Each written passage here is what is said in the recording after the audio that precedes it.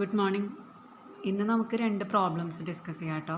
രണ്ട് problems business profit income കമ്പ്യൂട്ടേഷനിൽ രണ്ട് പ്രോബ്ലംസാണ്, സിമ്പിളായിട്ടുള്ള രണ്ട് പ്രോബ്ലംസാണ്. This is the first problem of mister George and you are given a net profit. ആ ഫസ്റ്റ് സെൻറ്റൻസ് വായിച്ചു നോക്കൂ. It's given a net profit of 1,43,700 after charging the following, which means that you are not given the P&L account. Instead you are given the items on the debit side of the P&L account. അതായത് ഈ പറയുന്ന A to H items debit ചെയ്തതിന് ശേഷമുള്ള net profit ആണ് 1,43,700.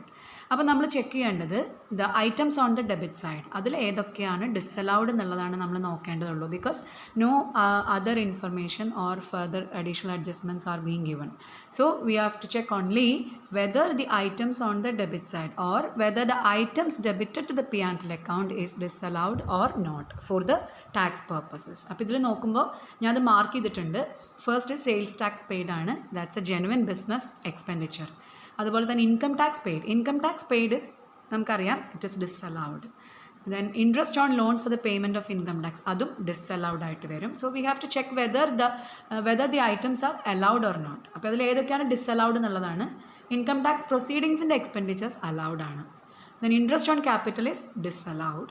Charity paid is disallowed. All these items we have already discussed and mentioned in our earlier notes.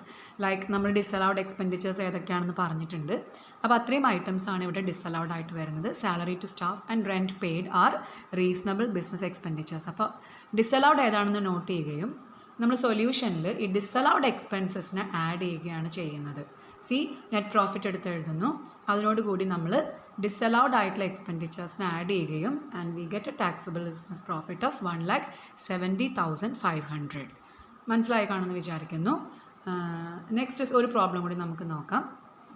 Mister Sulaiman, അയാളുടെ P&L അക്കൗണ്ടിൽ net profit തന്നെയാണ് ഇതിലും തന്നിരിക്കുന്നത്. It is 2,76,800 and the debits and credits are also given.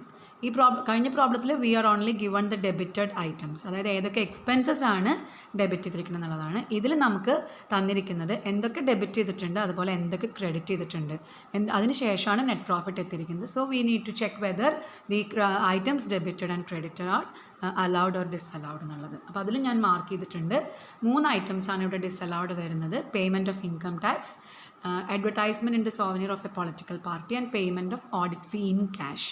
Advertisement political പാർട്ടിക്ക് കൊടുത്തതെല്ലാം disallowed ആണ്, അത് business expenditure അല്ല, political പാർട്ടിക്ക് കൊടുത്തിട്ടുള്ളതായതുകൊണ്ട്. അതുപോലെ തന്നെ ഓഡിറ്റ് ഫീ ഇൻ ക്യാഷ്, 20,000-ലധികം ക്യാഷായിട്ട് പേ ചെയ്യാൻ പാടില്ല.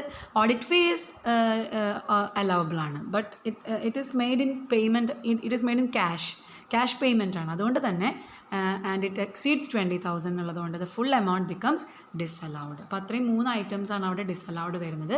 ലൈക്ക്വൈസ് in the credit side, interest on debentures എന്ന് പറയുന്നത് it's not a business income, it's an interest income, it's investment. Interest on investment ആണ്, ഇൻവെസ്റ്റ്മെൻറ്റിൽ നിന്ന് കിട്ടിയിട്ടുള്ള ഇൻകമാണ്, it's not a business income. അതുകൊണ്ട് തന്നെ that income is disallowed. Income disallowed ആകുമ്പോൾ നമ്മൾ എന്ത് ചെയ്യണം? നെറ്റ് പ്രോഫിറ്റിൽ നിന്ന് അത്രയും കണ്ട് കുറയണം അല്ലേ.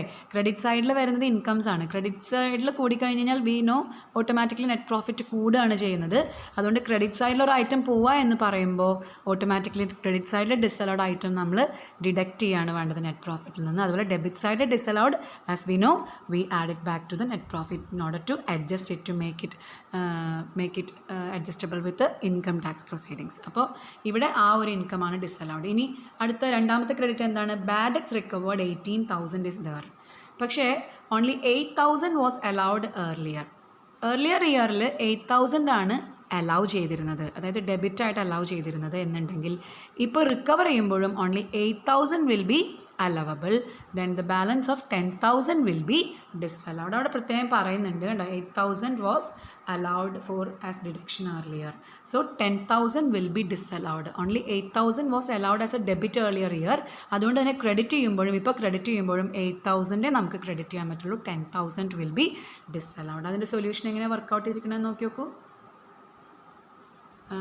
ഇറ്റ്സ് ലൈക്ക് നെറ്റ് പ്രോഫിറ്റ് എടുത്ത് എഴുതുന്നു, disallowed expenditures are added back and then disallowed incomes are it's added less deducted from the amount. Interest on ഡിബഞ്ചേഴ്സും അതുപോലെ തന്നെ ബാഡ് ഡെറ്റ്സ് റിക്കവേർഡ് 10,000.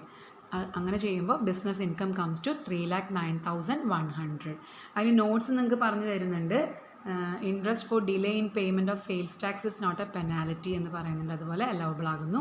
അതുപോലെ payment exceeding 20,000 is disallowed in full. Okay, അപ്പോൾ ഇത്രയുമാണ് ഇന്ന് 2 problems നമ്മൾ ഡിസ്കസ് ചെയ്ത്. അപ്പോൾ ഈ 2 പ്രോബ്ലംസും വർക്കൗട്ട് ചെയ്യുക, കംപ്ലീറ്റ് ചെയ്യുക. ഡൗട്ട്സ് ഉണ്ടെങ്കിൽ you may share with me. Okay, thank you.